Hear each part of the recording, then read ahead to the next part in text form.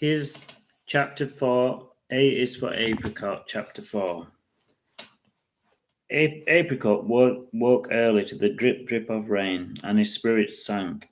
And then he remembered that Heidi had said that she would be visiting him and bringing some lovely sweets. Sweets were something he hadn't had much of lately, and Apricot wasn't sure if his delicate stomach would like it. He was pleased to see Heidi coming through the rain in a shiny yellow coat. She had a big smile on her face, and Apricot was happy to see her too. She crouched down next to her. He crouched down next. She crouched down next to his cage. "I have treats for you and treats for me," she said, smiling. Unfortunately, or fortunately, Heidi knew enough about guinea pigs to know that sweets would only harm them, and so she kept the colourful sweets to herself. For Apricot, she had carrot tops and broccoli.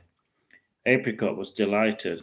To him, they were the greatest sweets in the world. As he munched happily on them, then he was disappointed to hear the blare of the music starting up again, and he knew that it was only a matter of time before his owner would be throwing cans around and swearing.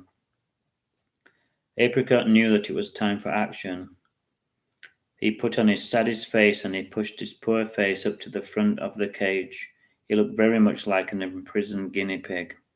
"Oh, you poor thing," said Heidi. "Do you want to get out?" she questioned, and she loosened the lock on his cage. Apricot couldn't believe his luck. He was a kind guinea pig, but he was also a clever guinea pig. He ambled out onto the grass carefully, but with a twinkle in his eye, a confident smile on his face. It was lovely to be out of his small, smelly cage. The grass was so soft and it smelled so sweet that Apricot was in guinea pig heaven. Heidi stroked his soft little head and he bristled inside with happiness. Then his happiness was spoiled by a bottle which flew over his head, and then a loud shout of "Get off the grass!" followed. Heidi went as green as the grass and she got unsteadily to her feet. She wasn't used to being shouted at, and she ran away without saying goodbye or a backward glance at poor Apricot, which was lucky because he had hopped inside her bag unnoticed, and for the first time ever, Apricot was free.